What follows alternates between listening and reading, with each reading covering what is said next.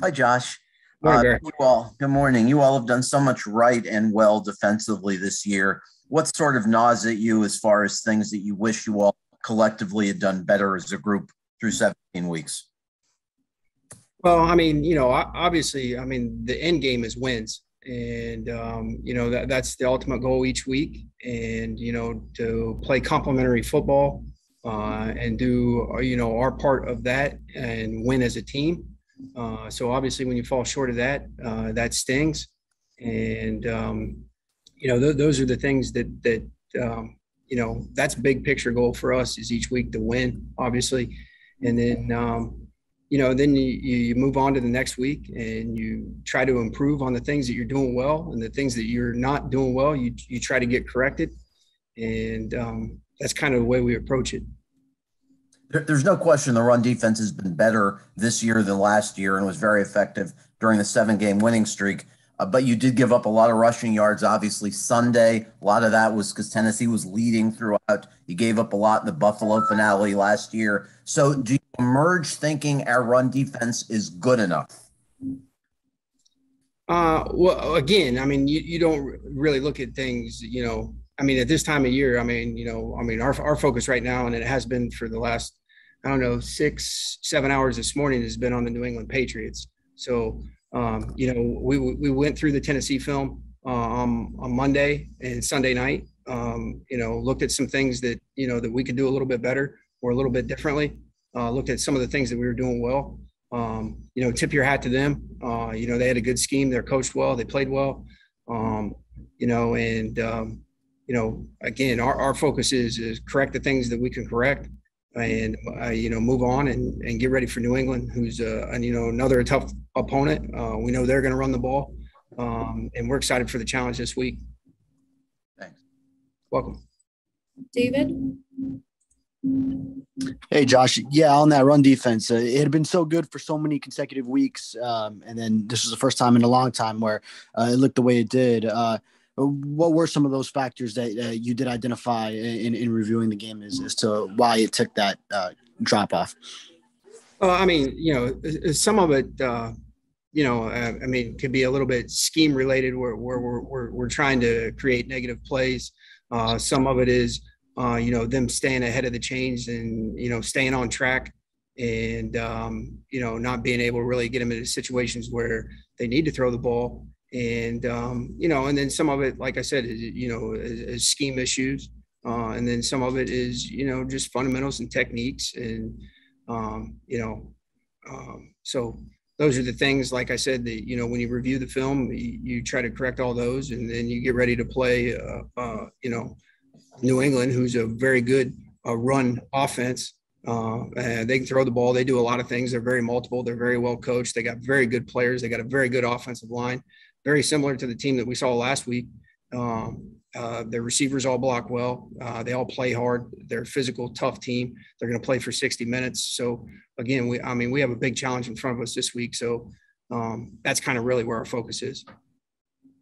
Travis. Hey, Coach, good morning. In regard to that focus on the Patriots, you guys obviously had a chance to see Mac Jones before his first career game, now after, I should say, before his 17th career game. Where have you kind of seen him grow in terms of where he was back in September to now in January? I would say he has full control of the offense. He has the ability to check him in and out of plays. He makes quick decisions. He's a quick processor. He's very accurate with the football. He understands protections. So he knows where pressure is coming from. He knows where he needs to get the ball. He's done a very nice job for him. Again, it will be a big challenge for us this week to try to keep him off track. And, we're looking forward to that. Any final questions? Good to David. Yeah, wanted to get your thoughts on Emmanuel Ogbah, the steps he took this year, the totality of what he brings with the pass rush, and then when he doesn't get there, his ability to bat the ball down at the line of scrimmage as well. Yeah, I mean, the first thought that comes to my mind when you talk about Ogbah is he's a selfless player. He puts the team first. He's a hard worker. He's a tough guy. Obviously glad we have him. He competes. And, like all of us, he'll come in and put in a good day's work, try to put his best foot forward. And, he's been productive for us this year. And how instrumental has the play of your top two cornerbacks been in a lot of the things that you tried to do this second half of the year, where we saw the drastic improvement in a lot of categories? Well, again, like we have good players, and when they play well, it opens up the ability to do multiple things. Obviously, those guys, not only in the pass game or coverage, you see them in the run game, they show up. You see them in zone coverage, they show up. So again, it's like all of our guys, and we ask them to do the same thing, from all the way back to August till tomorrow, or today, is to improve and get better each day, become the best version of yourself. And, big picture, totality type things, that's just not really where the mindset is. It's the same mindset of, get better each day, try to improve, be the best version of yourself. And then collectively as a group, go out there and, put a good product on the field on Sunday and to win the game.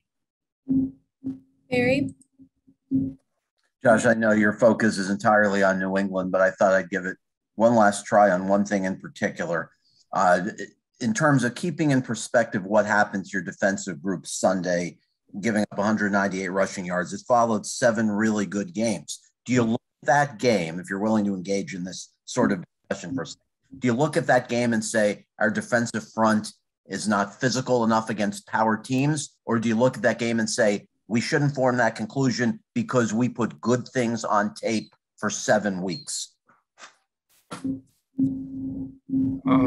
That's a good question, Barry. I would say, again, it goes back to there's a process. So again, you look at what you've done, okay, and how you're doing it, and against multiple different things and multiple different teams, and you kind of make an assessment of, okay, we're doing this well, let's build off of this. With this, we're not doing well, let's kind of shy away from this, or can we put guys in better spots on this?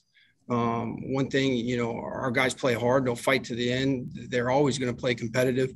And at the end of the day, like we're human too. So like when you lose, it's dejecting.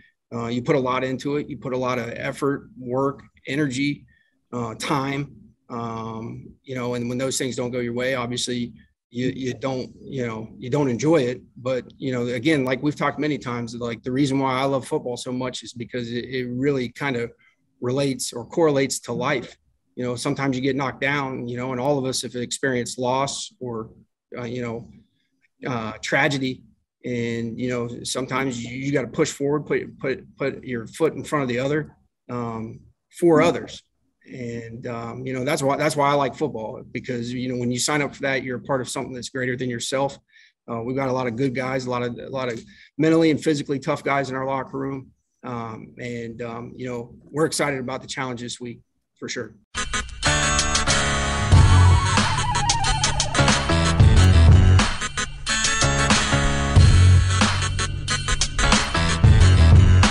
This is the Big O Show. This is the Big O Show.